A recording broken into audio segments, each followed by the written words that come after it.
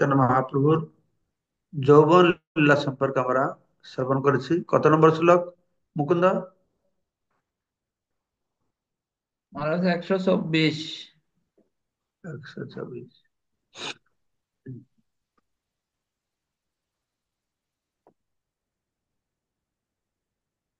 जय श्री कृष्ण चैतन्य प्रभु नित्यानंद श्री अद्वैत गदाधर शिवासादि श्री गौर भक्तवृंद आजानुलंबित भुजौ कनकावदातो संकीर्तन के वितरो कमलायताक्षौ विश्वम्भरो धर्मपालो वंदे जगत्प्रियकरो पूर्णवतारो। আমরা শ্রবণ করেছিলাম যে মহাপ্রভু কি নাম বলছিলেন। হরি হরায় নমঃ, কৃষ্ণ যাদবায় নমঃ, গোপাল গোবিন্দ রাম শ্রী মধুসূদন, মৃদঙ্গ করতাল সংকীর্তন মহাধ্বনি, হরি হরি ধ্বনি বিনা অন্ন নাহি শুনি। এইভাবে যখন সংকীর্তন আন্দোলন শুরু হলো, তখন নবদ্বীপে হরি হরি ধ্বনি এবং মৃদঙ্গ ও করতালের শব্দ ছাড়া আর কিছু শোনা ছিল না। এই তাৎপর্যটা পড়েছিলাম না? না পড়তে হবে? ঠিক আছে। পড়ছেন মহারাজ? এখন নবদ্বীপ। হ্যাঁ। পড়ছেন ওটা 24 থেকে। হ্যাঁ, তার 24 টাকা শুনিয়া যে ক্রুদ্ধ হইল সকল জবান, কাজী পাশে আসি সবে কইল নিবেদন।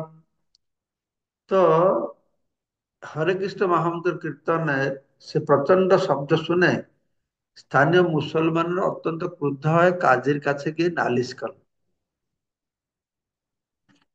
তো মহাপ্রভু যখন এই হরে কৃষ্ণ আন্দোলন শুরু করেছেন, তখন মুসলমানরা বাধা দিয়েছে। আমরা পরে শুনবো মুসলমানরা যারা বাধা দিয়েছে, হিন্দুরা তার থেকে বেশি বাধা দিয়েছে। হিন্দুরা যা বাধা দিয়েছে তা থেকে ব্রাহ্মণরা আরো বেশি বাধা দিয়েছে।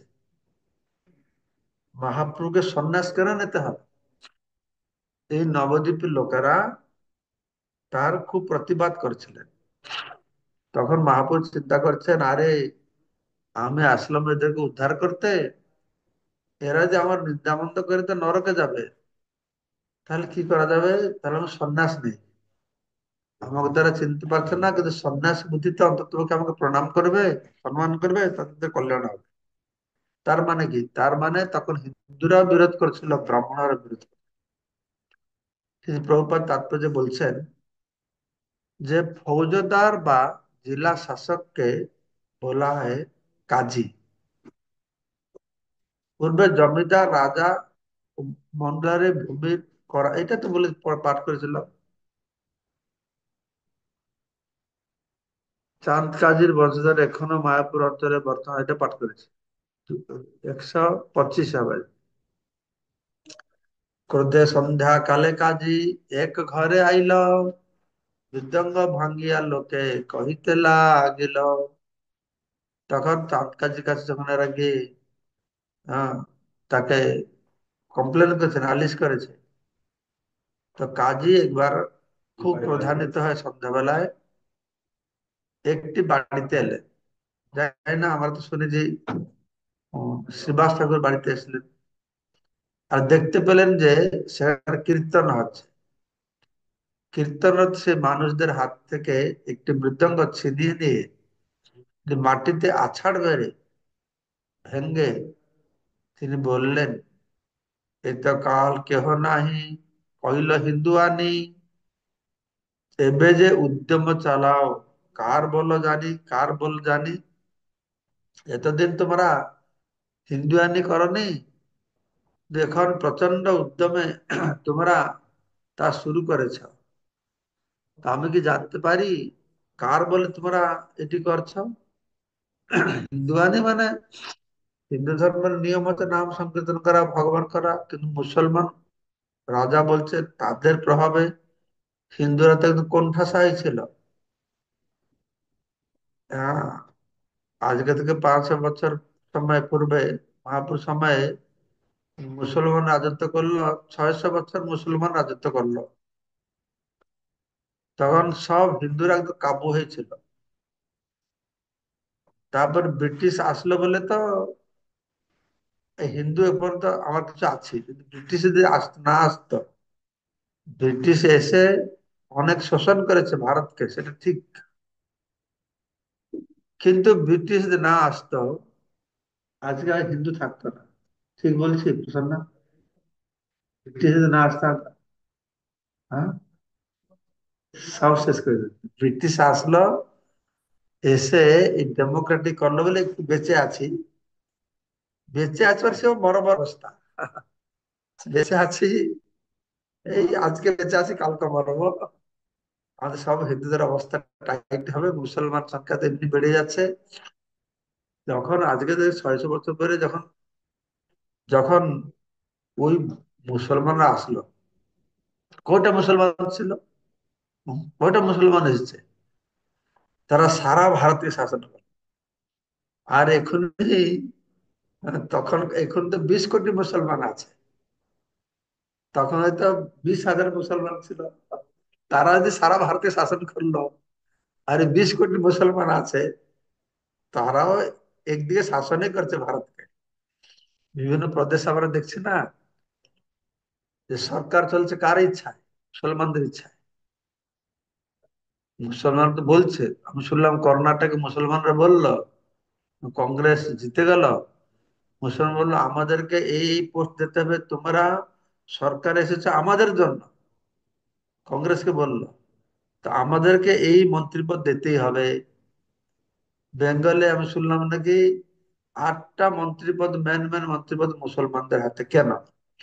ডেমোক্রেটিক। ডেমোক্রেটিক গণতন্ত্র, যাদের সংখ্যা বেশি হবে সেই রাজা হবে। হ্যাঁ, মুসলমান হোক, খ্রিস্টান হোক, হিন্দু হোক, যার সংখ্যা বেশি হবে সে রাজা হবে। আর মুসলমানরা মনে করে যে সন্তান হচ্ছে ভগবানের দান, আল্লাহর দান। সন্তানকে নিয়ন্ত্রণ করা আমাদের কোনো অধিকারই নেই, ভগবান সৃষ্টিকর্তা। কিন্তু হিন্দুরা বেশি পাকামি করে বলে, না না আমরা ভ্রূণ হত্যা করব, আমরা বার্থ কন্ট্রোল করব, বাস হয়ে গেল। হ্যাঁ, তো তখনকার সময় এরকম ছিল যে কেউ হিন্দুরা লুকিয়ে লুকিয়ে ধর্ম করত। তখন কাজী আসে বলছে, হ্যাঁ, এতদিন তোমার হিন্দুয়ানি করেনি, আজকে আবার হিন্দুয়ানি শুরু করে দিয়েছ? কার সাহসে করছো? হ্যাঁ, কে তোমাদের তো শক্তি আছে এত হিন্দুয়ানি করছো? তো কি রে বাবা, বখতিয়ার খিলজির আক্রমণের পর তাকে চাঁদকাজি পর্যন্ত বাংলায় হিন্দুয়ানি অত্যন্ত খর্ব হয়ে পড়েছিল। আচ্ছা, আচ্ছা। হ্যাঁ, বখতিয়ার খিলজির আক্রমণের পর থেকে পর থেকে চাঁদকাজি পর্যন্ত বাংলায় হিন্দুয়ানি অত্যন্ত খর্ব হয়ে পড়েছিল। ঠিক যেমন পাকিস্তানে এখন কোন হিন্দুই স্বাধীনভাবে তাদের ধর্ম আচরণ করতে পারে না। পাকিস্তানে হিন্দুদের যে অবস্থা এখন, তো আজকে থেকে ওই মহাপুরুষ সময় যখন ছিল, যখন যেখানে বলা হচ্ছে যে বখতিয়ার খিলজির আক্রমণ থেকে চাঁদকাজি পর্যন্ত হিন্দুদের অবস্থা সেই রকম ছিল। এখন পাকিস্তান হিন্দুদের অবস্থা যেটা, হিন্দুয়ানি অত্যন্ত খর্ব। হম, মানে হিন্দুদের অবস্থা খুব খারাপ ছিল, এই এক কথায়। চাঁদ কাজী হিন্দু সমাজের সেই অবস্থার কথা উল্লেখ করেছিলেন। হ্যাঁ, যে অতদিন তোমরা হিন্দুয়ানি করনি, অর্থাৎ তোমার চাপে ছিল, আর এখন কার বলে তোমার অত মাথা চাড়াতে উঠেছ, জোরে জোরে কীর্তন করছো? এখন আমাদেরও সময় এসে যাবে। হ্যাঁ, আজকে থেকে 500-600 বছর যেটা অবস্থা ছিল, এখনো আস্তে আস্তে সেটাই হবে। এখানে আমাদেরও আস্তে আস্তে কীর্তন করতে হবে। বা জোরে জোরে কীর্তন করা চলবে না। জোরে জোরে নামাজ পাঠ হবে, কোনো কেউ কিছু করতে পারবে না। সেগুলো 5 দিন 5 বার শুনতে হবে, কিন্তু হরিনাম করলে আমাদেরই লোকে বন্ধ করবে সে। হ্যাঁ, যে এত জোরে জোরে কেন হরিনাম করছো, এই হচ্ছে অবস্থা। তো পূর্বে হিন্দুরা খোলাখুলি ভাবে হিন্দু ধর্মের আচরণ করতে পারছিল না। পূর্বে মানে এই চাঁদ কাজী, এই মহাপ্রভু পূর্বে অবস্থাটা বর্ণনা করা আছে। তো বাহিরে হিন্দু ধর্ম আচরণ করতে পারবে না, কিন্তু এখন তার নির্ভয় হরে কৃষ্ণ মহামন্ত্র কীর্তন করতে শুরু করেছিলেন। তো সেটা চাঁদ কাজীর কানে গিয়েছে। হ্যাঁ, তাই সে চিন্তা করছে যে কে সাহস দিল, কার বল পেয়ে। তাই নিশ্চয়ই কারো প্রেরণায়, হ্যাঁ, তারা এটা করতে সাহস পেয়েছে। এটা কে কার সাহায্য করছে? প্রকৃতপক্ষে সেটি সত্য। হিন্দুরা যদিও সামাজিক রীতিনীতিগুলি অনুসরণ করছিলেন, তবুও নিষ্ঠা ভরে ধর্ম আচরণের কথা তারা প্রায় ভুলে গিয়েছিলেন। এরকম অবস্থা হয়ে গেছিল। এই বাহ্যিক একটু আমোদ প্রমোদ করা, দুর্গা পূজা করা, কালী পূজা করা, মদ খেয়ে গড়াগড়ি দেওয়া, এগুলি তো বসতেছিল। আসল সনাতন ধর্ম কথা তারা ভুলে গেছিল। তো শ্রী চৈতন্য মহাপ্রভুর উপস্থিতিতে, তার আদেশ অনুসারে তারা আবার সেই বিধি নিষেধগুলি পালন করতে শুরু করেছিলেন। বৈদিক শাস্ত্রে ধর্ম মানে কি? শুনুন, ধর্ম মানে কি? শাস্ত্রীয় অনুশাসন। এটা মুসলমান ধর্ম, এটা খ্রিস্টান ধর্ম, এটা হিন্দু ধর্ম, এটা হিন্দু ধর্ম, এটা বৌদ্ধ ধর্ম। কার ভিত্তিতে আমরা বলছি বল? আমরা খ্রিস্টান কাকে বলছি? যে বাইবেলের বিধি নিষেধকে পালন করছে। মুসলিম কাকে বলছে? তাদের ধর্মের কিছু বিধি নিষেধ আছে। বুদ্ধদেবের তার সেরকম আছে, ইহুদিদের আছে। যে যেই ধর্মের শাস্ত্রে বর্ণিত বিধি নিষেধগুলি পালন করে, তাকে সেই ধর্ম অবলম্বী বলা যায়। এটা সরল জিনিস। শাস্ত্রীয় অনুশাসনকে পালন করা হচ্ছে ধর্ম। যে যেই প্রকার শাস্ত্রের অনুশাসনকে পালন করে, তাকে সেই ধর্মের মানুষ বলে বলা হচ্ছে। কিন্তু হিন্দুরা বলছে আমি হিন্দু, কিন্তু কোন শাস্ত্রের বিধিনিষেধ পালন করে? যে শাস্ত্রের বিধিনিষেধ পালন করে না, মুসলমানেরা কোরআনকে মানে, তার বিধিনিষেধ পালন করে। খ্রিস্টানরা বাইবেলের বিধিনিষেধ পালন করে। বুদ্ধিস্টরা ত্রিপিটক, তার নির্দেশিকা পালন করে। হিন্দুরা কতটা গীতার কথা জীবনযাপন করে? যারা গীতা রোজ পড়ে, তারা কি করে? ভগবান যে বলছেন যা খাবে আমাকে নিবেদন করে খাবে, ওইটা হিন্দু করে। হুম? আমরা হিন্দু বলছি, যে গীতাকে আমার মানছে না। তো প্রথমে গীতা পড়তে হবে, গীতাকে মানতে হবে। ভগবান বলছেন যা খাবে আমাকে অর্পণ করে খাবে। হিন্দুরা তো, সব হিন্দুরা তো করে না।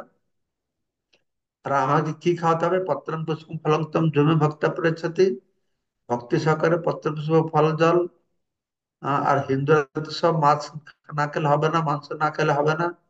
গীতায় তো কোথায় লেখা নেই এই ব্যাপারে। কিন্তু বেদে বর্ণনা করা হয়েছে তামসিক লোকেদের জন্য বলি, অমাবস্যাতে বলি দিয়ে এই মাছ মাংস খাও। আর তার দোহাই দিয়ে দিয়ে ওই মানুষ কি করছে? সকালে ডিম ভাজা খাচ্ছে, দুপুরে মাছ ভাত খাচ্ছে, রাত্রিরে মাংস পরোটা খাচ্ছে। বাঙালিদের আমি দেখে শুনেছি কি ওরা বলে, যাদের একটু ভালো পয়সা আছে, তাদের খাওয়া স্টাইলটা এরকম: সকালে ডিম খাবে, দুপুরে মাছ ভাত খাবে, রাতের পরোটা আর মাংস খাবে। হুম। তাহলে কি করে হিন্দু হল? এই প্রকার আমাদের হিন্দুদের অবস্থা। বুঝতে পারছেন? আর বলছেন সে সময় এরকম হয়েছিল, আসল বিধি নিষেধ পালন করছিল না। তো মহাপুরুষ যখন প্রচার শুরু করেছেন, তখন সব মানুষ এইসব নিয়ম টিয়ম পালন করা শুরু করে দিয়েছে। তো মহাপুরুষের আদেশ এখনো বর্তমান।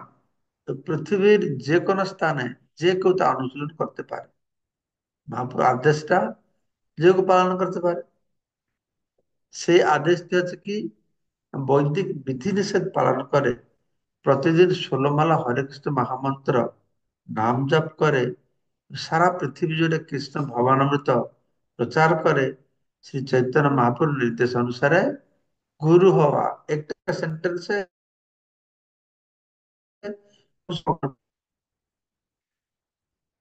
প্রভুপাদ সবকিছু বললেন যে প্রথমটি কি, আদেশটি পালন করো।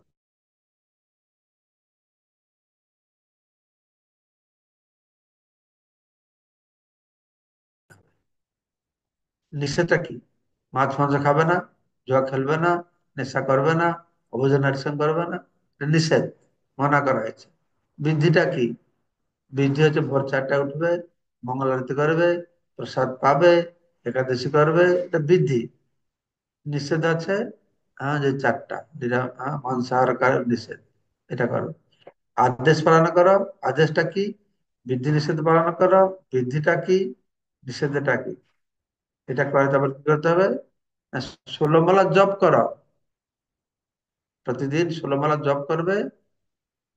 তারপরে সারা পৃথিবীতে এই প্রচার করে, প্রচার করে গুরু হবে।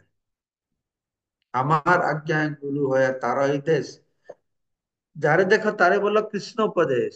কৃষ্ণের উপদেশ প্রদান করে গুরু হওয়ার জন্য এটা মহাপ্রভু নির্দেশ দিয়েছে। যে কৃষ্ণের বাণী প্রচার করবে, যথার্থ কৃষ্ণ যা বলছে সেটা বলবে, সে হচ্ছে গুরু। যার কাছে আমার জ্ঞান পাচ্ছে সেই হচ্ছে গুরু। কেউ হয়তো স্টাম্প লাগানো গুরু আছেন, কেউ হয়তো স্টাম্প লাগে না, তারা আমাদের গুরু। যেহেতু দি- আমরা, শুনুন, দীক্ষা মানে কি? দিব্য জ্ঞান প্রাপ্ত হওয়া। তো তারা আমাদেরকে দিব্য জ্ঞান দিচ্ছে। হ্যাঁ, সেজন্য গুরু একটা তত্ত্ব বলা আছে। গুরু একজন ব্যক্তি নয়, গুরু তত্ত্ব। হুম, তো সেই জন্য আমরা আহ, সেই গুরু হতে পারি, সবাইকে গুরু বলে গ্রহণ করতে পারি।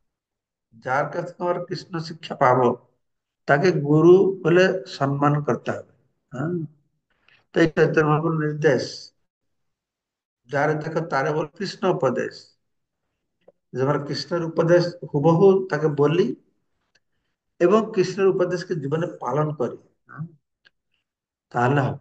তাহলে আমরা যদি শ্রী চৈতন্য মহাপ্রভুর আদেশ পালন করি, তাহলে নিঃসন্দেহে, হ্যাঁ, আমরা পারমার্থিক শক্তি লাভ করব এবং আমরা নির্বিঘ্ন হরে কৃষ্ণ আন্দোলন প্রচার করতে পারবো, তাতে কেউ বাধাইতে পারবে না।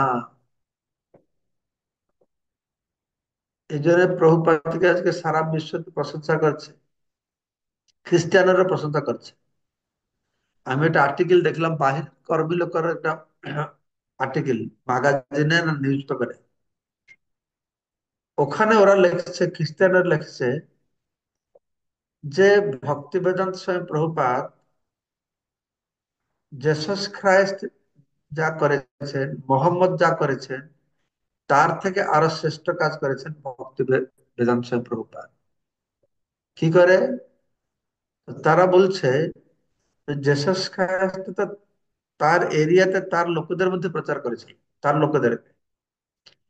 মোহাম্মদ তো তার এরিয়াতে তার লোকেদেরকে প্রচার করেছিল। কিন্তু এসি ভক্তের স্বামী প্রভুপাদ সে ভারত ছেড়ে অন্য জায়গায় মুসলমানদের মধ্যে, খ্রিস্টান মধ্যে প্রচার করে। এটাই সে আরো মহান, আরো শ্রেষ্ঠ। তো সেখানে এখানে এখানে বর্ণনা করা আছে, প্রবাদ বলতে আমরা নির্বিঘ্নে হরে কৃষ্ণ আন্দোলন প্রচার করতে পারবো, তাতে কেউ বাধা দিতে পারবে না। আমাদের প্রচার যে হচ্ছিল, বাধা হচ্ছিল না, প্রচুর বাধা হচ্ছিল। কিন্তু প্রভুপাদ বলছেন, যদি আমরা প্রচার করতে যাই, যদি বাধা না আসে তাহলে আমরা প্রচার ঠিক হচ্ছে না। বাধা আসছে মানে কি? তো লোকেরা ভয় পাচ্ছে, চ্যালেঞ্জ ফিল করছে, সেই জন্য তো বাধা দিচ্ছে। আমাদের হরে কৃষ্ণ আন্দোলন প্রচারে যত বাধা আসবে, প্রচারটা আরো বেগবান হবে, আরো বেগবান হবে। যদি আমরা প্রচারটাকে পরিত্যাগ না করি, ধরে রাখি, বাধা বিঘ্নের দ্বারা প্রচারটা বন্ধ হবে না, বাধা বিঘ্ন প্রচারটাকে আরো বাড়িয়ে বেরিয়ে দেবে, বাড়িয়ে দেবে, যেরকম বলা আছে failure is the pillar of success. সেভাবে দেখতে গেলে failure is the pillar of success. তো প্রচার কোনোদিন থামবে না। যদি আমার প্রচারটা না ছাড়ি, এই ছেড়ে দেবো তাহলে তো গেল। প্রচারটাকে ছেড়ে দিলে ব্যাস শেষ হয়ে গেল। তো সেই জন্যই প্রভুপাদ প্রচার করতে বলছেন, এগুলো ভক্তিকান্ত ঠাকুর প্রভুপাদ বলছেন, প্রাণ আছে যার সেহেতু প্রচার। প্রচার হচ্ছে life, preaching is life, preaching is essence. কেহ কীর্তন না করিহ সকল নগরে, আজি আমি ক্ষমা করি যাইতে ঘরে। তো চাঁদ কাজী বলল যে আমার এই শহরে কেউ সংকীর্তন করবে না, আজকে আমি তোমাদের অপরাধ ক্ষমা করছি। হ্যাঁ, আর ক্ষমা করে আমি ঘরে ফিরে যাচ্ছি। তো পৃথিবীর বড় বড় শহরগুলি রাস্তায় হরে কৃষ্ণ আন্দোলনের সদস্যদের সংকীর্তন বন্ধ করার আদেশ জারি করা হয়েছে। কারণ প্রভুপাদ সময়েও অনেক জায়গায় হরে কৃষ্ণ কীর্তন করতে যেত না। সারা পৃথিবী জুড়ে আমাদের শতাধিক কেন্দ্র রয়েছে এবং অস্ট্রেলিয়ায় আমাদের বিশেষভাবে নিগৃহীত করা হয়েছে। অস্ট্রেলিয়াতে আমাদের সমস্যা করেছিল। পাশ্চাত্যের প্রায় সব কয়টি শহরে পুলিশ আমাদের গ্রেপ্তার করছে। হ্যাঁ, এটা খুব কমন ছিল, ভক্তদেরকে নিয়ে জেলে পুরিয়ে দেওয়া। আর রাশিয়াতে সব থেকে একদম টপে ছিল, জেলে পুরিয়ে দেওয়া, মেরে ফেলা। তবুও তারা ছাড়ে না। দেখো রাশিয়াতে কি না বাধা বিঘ্ন আসে না, তবুও তারা দমে যায় না। তাই দেখুন আজকে রাশিয়ার অবস্থা কি, লক্ষ লক্ষ মানুষ। এই জন্য এই বাংলাদেশে যে গন্ডগোল হলো, তো মুসলিমরা তো বলছে এই ইসকন করছে, ইসকনকে, যে ইসকনকে মারা, ইসকনকে ব্যান করে দাও, ইসকনকে সব কতল করে দাও। তখন এই দেশে সাংবাদিকরা না কি একটা আর্টিকেল লিখেছে, বলছে বাংলাদেশে যদি কিছু পরিবর্তন আনা যেতে পারে ইসকনেই পারবে। আর তারা দৃষ্টান্ত দিচ্ছে রাশিয়া। এখন রাশিয়াতে কি হলো, রাশিয়াতে বাংলাদেশে ইসকনও নির্যাতিত হচ্ছিল। এখন একটু আমরা সরকার সঙ্গে মিলেমিশে থাকি বলে, হ্যাঁ, ততটা সমস্যা হচ্ছে না, ইসকনকে ওরা একটু সাহায্য করছে সরকার থেকে। তো তারা বলছে যে ইসকনই পারবে, কারণ ইসকন যত নির্যাতিত হলেও সহ্য করে থাকতে পারে। তার দৃষ্টান্ত দেখাচ্ছিল এই রাশিয়াটা। রাশিয়াতে যেভাবে ভক্তরা নির্যাতিত হয়েছে, পৃথিবীর আর কোন জায়গায় সেভাবে নির্যাতিত হয় না। আর যেভাবে নির্যাতিত হয়েছে বলে রাশিয়াতে যেভাবে মানুষেরা খ্রিস্ট ভগবানে গ্রহণ করেছে, সারা পৃথিবীতে আর কোথায় এভাবে গ্রহণ করে। সব থেকে বেশি সংখ্যক ভক্ত রাশিয়াতে। আর প্রভুপাদ যখন ছিলেন আমেরিকায়, তখন রাশিয়াতে প্রচার শুরু হয় না। প্রভুপাদ তার ভক্তদেরকে বলেছিলেন, শিষ্যদেরকে, যে যেই দিন রাশিয়ার লোক ভক্ত হবে সেদিন সারা পৃথিবী ভক্ত হয়ে যাবে। মানে রাশিয়ার লোকেরা ভক্তির অত দূরে ছিল। হ্যাঁ, ভগবান থেকে অত দূরে ছিল। প্রভুপাদের বিচারে যদি রাশিয়ার লোক ভক্ত হতে পারে, তাহলে আর কেউ ভক্ত হবে না, সবাই ভক্ত হয়ে যাবে, এরকম হবে একটা আর কি। তো সেটা প্রভুপাদ বলছেন যে পাশ্চাত্যের প্রায় সব কটি দেশেই পুলিশ আমাদের গ্রেপ্তার করেছে, কিন্তু তবুও আমরা New York, London, Chicago, Sydney, Melbourne, Paris, Hamburg Hamburg আদি গুরুত্বপূর্ণ শহরগুলিতে শ্রী চৈতন্য মহাপ্রভুর নির্দেশ অনুসারে সংকীর্তন করে যাচ্ছি। এই ইসকন হচ্ছে সংকীর্তন, হরে কৃষ্ণ আন্দোলন, সংকীর্তন মুভমেন্ট। প্রভুপাদ সারা পৃথিবীকে জয় করেছেন এই কীর্তনের মাধ্যমে, সংকীর্তনের মাধ্যমে। সব জায়গায় প্রতিদিন সংকীর্তন প্রভুপাদের সময় ছিল। এখন দুর্ভাগ্যবশত আমরা সংকীর্তনের উপরে জোর দিচ্ছে না। আমি যখন ইস্কন জয়েন করলাম তখন এইটা ছিল, সপ্তাহে একদিন অ্যাটলিস্ট ভক্তরা সংকীর্তন যাবে। কিন্তু এখনই অনেক মন্দির করে না, কিছু কিছু মন্দিরে করে। সেটা করা উচিত। এই সংকীর্তনেই জগৎকে রক্ষা করবে, হরিনামে জগৎকে রক্ষা করবে। তো আমাদের মনে রাখতে হবে যে এই ধরনের ঘটনা আজ থেকে 500 বছর আগেই ঘটেছিল, এবং আজও যে তা ঘটছে তার থেকে বোঝা যায় যে এই সংকীর্তন আন্দোলন সত্যিই প্রামাণিক। কেননা সংকীর্তন যদি কোনো নগণ্য জাগতিক ব্যাপার হতো, তাহলে মানুষের এইভাবে বাধা দিত না, যেটা আমি একটু আগে বললাম। এই বাধাটা যত আসবে বোঝা যাবে যে সংকীর্তনটা, হ্যাঁ, ঠিক। কারণ সংকীর্তনটা সাধারণ ব্যাপার হতো, তো মানুষের অতটা বাধা যেত না। এই যে একটা অসাধারণ শক্তি আছে বলে তো মানুষের ভয় পাচ্ছে, চ্যালেঞ্জ হচ্ছে, কিন্তু তারা উঠে পড়ে লেগেছে এটাকে বন্ধ করতে। তারপরে হচ্ছে মহাপুরুষ সময় যেরকম বললাম, মুসলমানরা বিরোধ করতো, মুসলমান থেকে হিন্দুরা বিরোধ করতো, ওর থেকে ব্রাহ্মণরা বেশি বিরোধ করতো। এখনো তাই হচ্ছে। এখন তো দেখা যাচ্ছে মুসলমানরা বেশি বিরোধ করে না, হিন্দুরা বেশি বিরোধ করে। হিন্দুদের ভিতরে ব্রাহ্মণরা বেশি বিরোধ করে। যেমন পুরীতে আমরা বিভিন্ন প্রকার বিরোধ, কিছু করতে পারি না কেন, মন্দির নির্মাণ করতে। পুরী হচ্ছে ভগবানের স্থান, সেখানে ইস্কনকে মন্দির নির্মাণ করতে দিচ্ছে। আর কিন্তু মসজিদ তৈরি হবে পুরীতে। আমি যেখানে একটা ভক্তের বাড়িতে থাকি, প্রতিদিন সকালে আজানের আওয়াজটা আসে, তার মসজিদ শুরু হয়ে গেছে। পুরীতে মসজিদ, মসজিদ মানুষ বানাতে পারবে, মন্দির বানাতে পারবে। মন্দির করলে লোকেদের খুব চিন্তা পড়ে গেছে, আরে মন্দির হয়ে গেল এখানে একটা। এই হয়ে গেছে অবস্থা। তো অসুরেরা চৈতন্য মহাপ্রভুর সময়েও সংকীর্তন আন্দোলনে বাধা দেওয়ার চেষ্টা করেছিল। হ্যাঁ, আর এখনো বাধা দিচ্ছে, সব সময় কিছু অসুর থাকবে ইস্কনকে চ্যালেঞ্জ করবার জন্য, সংকীর্তনকে চ্যালেঞ্জ করার জন্য। সেরকম অসুরেরা এখনো সারা পৃথিবী জুড়ে আমাদের যে সংকীর্তন আন্দোলন চালিত হচ্ছে, তাতে তারা বাধা দেওয়ার প্রচেষ্টা করছে। পৃথিবীর ভারতের বাইরে করছে, ভারতের ভিতরে করছে, মুসলমান বাইরে মুসলমানরা খ্রিস্টানরা করছে, ভিতরে হিন্দুরা করছে। হ্যাঁ, এই হচ্ছে অবস্থা। তা থেকে প্রমাণিত হয় শ্রী চৈতন্য মহাপ্রভু পদাঙ্ক অনুসরণ করে আমাদের সংকীর্তন আন্দোলন, তা যথার্থই খাঁটি। হ্যাঁ, সেটা হচ্ছে পবিত্র। তো এইভাবে, হ্যাঁ, প্রভুপাদ বললেন যে কিভাবে হরিনাম সংকীর্তন একমাত্র আশ্রয়। হরিনাম সংকীর্তন কোনো বাধা বিঘ্নকে বা কোনো বাধা বিঘ্ন হরিনাম সংকীর্তন বন্ধ করতে পারে। যেমন ছিল প্রভুপাদ গিয়েছেন উল্টো ডাঙায়, ছিল ভক্তিদান ঠাকুর প্রভুপাদের সঙ্গে দেখা করতে। তো ছিল ভক্তিদান ঠাকুর প্রভুপাদ বলেছেন আমাদের প্রভুপাদকে যে, তুমি এই ইংলিশ ভালো জানো, সেটা কিন্তু পাশ্চাত্য দেশে প্রচার করো। আর আমাদের প্রভুপাদ বললেন যে আমার তো পরাধীন, ব্রিটিশের শাসনে আছি, আমাদের কথা কে শুনবে? আগে দেশকে স্বাধীন করতে হবে, তারপরে তুমি প্রচার করো। হ্যাঁ, তখন তো প্রভুপাদ মহাত্মা গান্ধীর আন্দোলনে যোগদান দিয়েছিলেন। তো দেশকে স্বাধীন করতে হবে। তো প্রভুপাদ এই যুক্তি দিলেন যে আমাদের পরাধীন, আমাদের কথা কে শুনবে? আগে স্বাধীন করতে হবে। শিল প্রভুপাদ ভক্তিনাথ ঠাকুর প্রভুপাদ বললেন, না, কৃষ্ণ ভক্তির প্রচার ভারত স্বাধীন পরাধীন উপর নির্ভর করে না,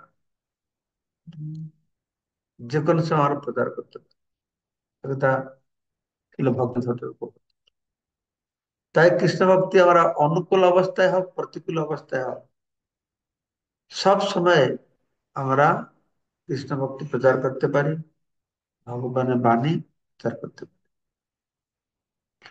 এইখানে রহিল গ্রন্থ অমৃত লহরী, ভজন বলিয়া সবে বলো হরি হরি।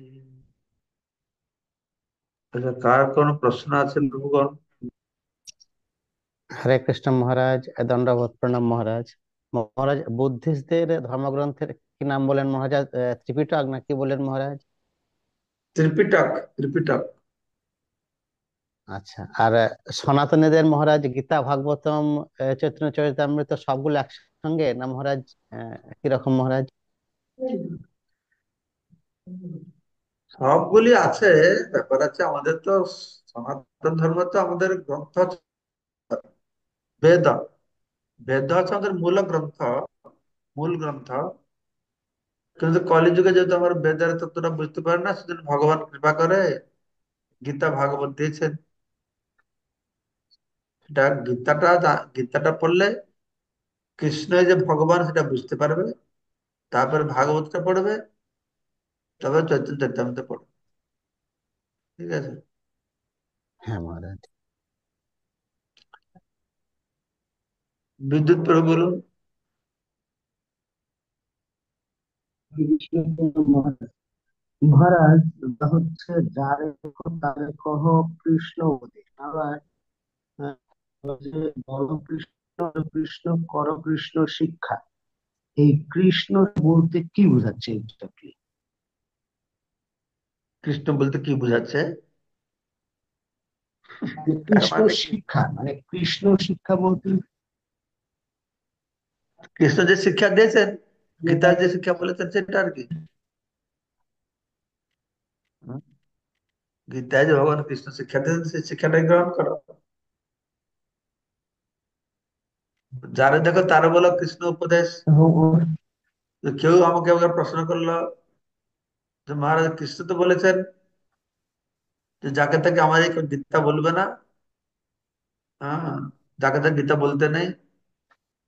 আর মহাপ্রভু বলছেন যারা দেখো তারা বলো কৃষ্ণ উপদেশ, কি করে হলো? তো প্রভুপাদ বলছেন সেটাই পার্থক্য কৃষ্ণ আর মহাপ্রভুর মধ্যে। যদি কৃষ্ণ রূপে এসেছিলেন তিনি বললেন যাকে তাকে জ্ঞান দেবে না, না তপস্কায় কি কি আছে না, সেই কৃষ্ণ গৌরাঙ্গ রূপে আসলেন বলে না না না সবাইকে বলো। কোনো রেস্ট্রিকশন নাই। বুঝতে পারছো? তাই আমরা সবাইকে বলি যারা দেখি তারা বলো কৃষ্ণ উপদেশ। তমাল সাম প্রভু বলো। হরে কৃষ্ণ মহারাজ, আপনার চরণে প্রণাম। আপনার আজকের ক্লাসটা আমাদের বাংলাদেশের এই পরিস্থিতি মনে হয় যেন মৃত ব্যক্তির মধ্যে প্রাণ সঞ্চার হয়েছে এরকম মনে হচ্ছে। তো আমার একটি জানার বিষয় হচ্ছে যে ভারতবর্ষ তো আপনার আধ্যাত্মিক আমাদের প্রাচীন, তো সেখানে এই ইসলামিক যে ইয়াটা আনুমানিক কত সাল বা কখন থেকে সেখানে এই ইসলাম ধর্মের ইয়াটা শুরু হয়? এই বিষয়ে একটু আপনি। এইটা ব্রিটিশ আসলো 200 বছর শাসন করলো। এখনই তো 75 বছর হয়ে গেল ইন্ডিয়া স্বাধীনতা পেল। তো 275 বছর পূর্বে মুসলমান শাসন ছিল। মুসলমানরা 600 বছর শাসন করেছিল। ওরে বুঝতে বাবা, পারছো? আচ্ছা। মানে 875 বছর আগে মুসলমানদের প্রবেশ হয়। ও তারপরে তার বহু পূর্বে তো ভারত আহ, এক রাজা শাসন করতো। একটা সময় ছিল সারা পৃথিবী একটা রাজা শাসন করছিল, অম্বরীশ পুরী পরীক্ষিত। আর ব্রিটিশেরা যখন মুসলমানরা আসলো তখন ভারতে যায় না, আমার মনে হয় না একটা রাজা ছিল, বহু ছোট ছোট রাজা ছিল। বুঝতে পারছেন? তো আচ্ছা আচ্ছা। সেজন্যই তাদের পক্ষে সম্ভব হলো এদেরকে পরাস্ত করতে, কারণ এই হিন্দুরাই বেইমানি করলো। হ্যাঁ একটা এটা। আরেকটা রাজাকে পরাস্ত করে নিজে একটু কিছু পেয়ে যাবে, বা সেই রাজা ভাইদের মধ্যে একটা ভাই এইরকম করে, হ্যাঁ, মূর্খের মতন কাজ করলো, তাদের হাতে সব রেখে ছেড়ে দিল। হুম, এটাই হয়েছে। ঠিক আছে, ধন্যবাদ আর মহারাজ। শুধু হিন্দুদের মধ্যে আছে তা নয়, হিন্দু মুসলমান সবার মধ্যে এটা আছে জড়জগতে। তো হ্যাঁ মুসলমানদের ভিতরে সেরকম আছে, খ্রিস্টানদের ভিতরে। খ্রিস্টানরা তো নিজেই তারা জেসাস খ্রিস্টকে মেরে ফেললো নাকি, তার হ্যাঁ লোকেরাই তাকে মেরে ফেললো। আর আর মুসলমানদের কি হলো? মোহাম্মদ মোহাম্মদ কি মক্কা থেকে ভাগিয়ে দিয়ে মদিনা চলে গেল না?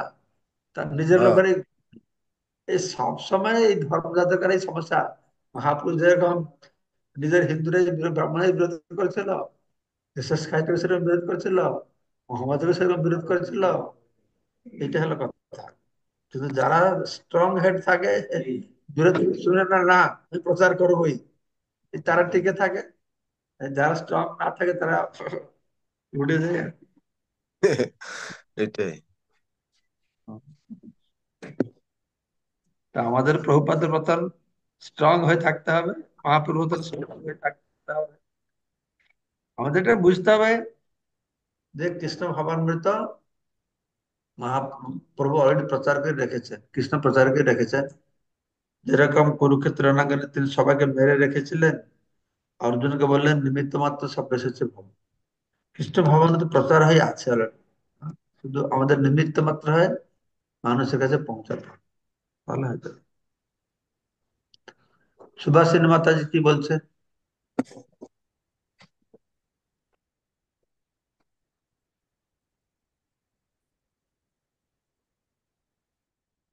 সিনেমাতে যে আছে নেই? হরে মিউট কৃষ্ণ, করুন। দণ্ডবাদ প্রণাম মহারাজ আপনার শ্রী চরণে। আহ, অমৃতময় চৈতন্য চৈতন্যতে ক্লাসের জন্য অনেক ধন্যবাদ, সকলের চরণে প্রণাম। মহারাজ আপনি যে কি সুন্দর হলো শোনা? শোনা যাচ্ছে মহারাজ? হ্যাঁ, আপনি যে সুন্দর উম, যে বেসিক কারণটা বুঝে বলেছেন, আমরা যদি এখনো না শুনি তো আমাদের তো বেঁচে থাকার উপায় নাই। আহ, এমন কোনো দিন ছিল না যেদিন হিন্দুরা ভয় ছিল না। কলিযুগের প্রথম থেকে কিছু না কিছু সবসময় ভয় সন্ত্রাস ছিল, যে আমরা ভালোভাবে কীর্তন করতে পারি না। মহারাজ, এটার মূল যে কারণটা, সে কারণটা হলো আমরা যে গীতা মানছি না। আর গীতায় ভগবান যে উপদেশ দিয়েছেন, এই উপদেশগুলো তো আমরা ঠিকভাবে পালন করতে পারছি না। তারপরেও যে গো হত্যা না করলেও তো ভ্রূণ হত্যা করছে। এই সব কিছুর কারণেই কি আমরা ছাপার হচ্ছি? আর হিন্দু যে কমে যাচ্ছে দিন দিন, সংখ্যালঘুই থেকে যাচ্ছে। আপনার কথায় যদি আমরা আহ, মনে প্রাণে এগুলো ধরে রাখি এবং পালন করি, তাহলে একদিন তো হিন্দুরা একটা স্ট্রং ভাবে এইগুলো প্রচার করতে পারবে মহারাজ।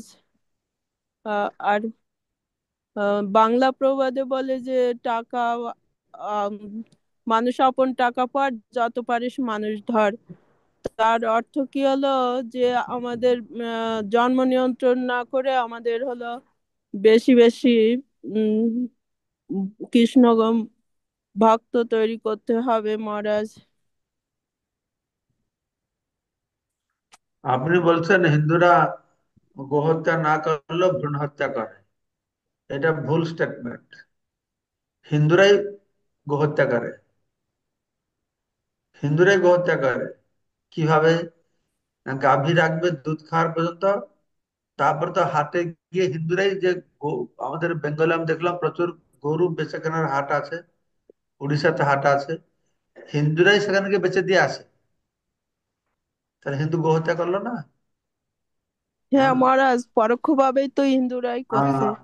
হিন্দুরা তো গরু সাপ্লাই দিচ্ছে হত্যা করবো। হ্যাঁ, হিন্দুরা হ্যাঁ হিন্দু ডিলার আছে। আমি যেখানে উড়িষ্যা গিয়েছিলাম, অন্ধ্রপ্রদেশে পাঠানো হয়, আর সব পাঠায় কারা? হিন্দুরাই সব কালেকশন করে করে অন্ধ্রপ্রদেশে দিয়ে দিচ্ছে। তমাল শ্যাম প্রভু কি বলছেন? হ্যাঁ মহারাজ, আপনি এই যে গরুর বিষয়ে বলছেন, আমাদের একটা প্রশ্ন প্রায় করে যে আমরা গরু পালন করবো, কিন্তু গরু এখন ব্যাপার হচ্ছে যে বলদ বা ষাঁড় যেগুলো বড় হয়ে যায়, এখন তার লাঙল দিয়ে হাল চাষ নেই মহারাজ। যার কারণে এখানে কি ব্যবস্থা করা যায় এটার? সেইটাই তো, সেইটা বলছি ট্রাক্টর। এই যে ট্রাক্টর হয়েছে, এই ট্রাক্টরের তো কাল হয়েছে একটা। হ্যাঁ, কাল হয়েছে, আসলে তো কাল হয়েছে। কলির আরেকটা আহ অবতার। এই ট্রাক্টর জন্যই তো মানুষ আর গরুদেরকে লাঙ্গল দিয়ে চাষ করায় না। না, এই জন্য গরুদেরকে কসাইখানা পাঠাতে হচ্ছে বলদগুলোদের। সেজন্যই প্রপাত বলছেন আমাদের বৈদিক জীবনযাত্রা প্রণালী করতে হবে, আবার সেই বলদ দিয়ে চাষবাস শুরু করতে হবে। চাষবাস বলদ দিয়ে করবো কি? আমাদের ইস্কনেই বলদ দিয়ে করে না, করে সব ট্রাক্টর দিয়ে করে। সমস্যা। একটা ইস্কনে করছে না। সেজন্য একটা প্রায় 20-30 বছর পূর্বে একটা ভক্ত, দক্ষিণ ভারতের ভক্ত, সে বড় একটা নিউজ করলো, বললো এই ফোর্ড কোম্পানি হচ্ছে আমাদের গোহত্যার মূল কারণ। এই ফোর্ড কোম্পানি ট্রাক্টর বাহির করেছে, তারপর বলদ গুলো চাষ করে না, এই ফোর্ড এই সব হচ্ছে কারণ। সে খুব আন্দোলন করছিলেন। তো এই অবস্থা আর কি করা যাবে? এখানে মানে আমাদের এরকম অবস্থায় যে ফেলতে পারবে না, কি দিতে পারছে না। এদিকে ট্রাক্টরকে বাধা দেওয়া যাচ্ছে না, এদিকে বলদকে এনগেজও করা যাচ্ছে না। দেখ, আমাদের রূপসনাতন ধামকে মদন মোহনের কি আমাদের বলরাম গত পরশুদিন দেহ রেখেছে, তার সৎকার করা হয়েছে। অনেক বয়স ছিল, বলরাম অনেক বড় ষাঁড় ছিল। যাক, সে নিজে নিজেই আমাদেরকে এই পাপ থেকে মুক্ত করেছে। অবশ্য কোনো সময় রূপ সনাতন ধামে কখনো কোনো গাভী বাছুর বিক্রি বা কাউকে এরকম কিছু করা হয়নি কসমিন কালেও। ঠিক আছে, তাহলে সবাইকে অসংখ্য ধন্যবাদ আজকে অনুষ্ঠানে যোগদান করবার জন্য। বাঞ্ছা বাঞ্ছা কল্পতরুভ্যশ্চ কৃপা সিন্ধুভ্যো চ পতিতানাং পাবনেভ্যো পতিতানাং বৈষ্ণবেভ্যো নমো বৈষ্ণবেভ্যো নমো নমঃ। পাবনভ্যো বৈষ্ণবায় নমো নমঃ।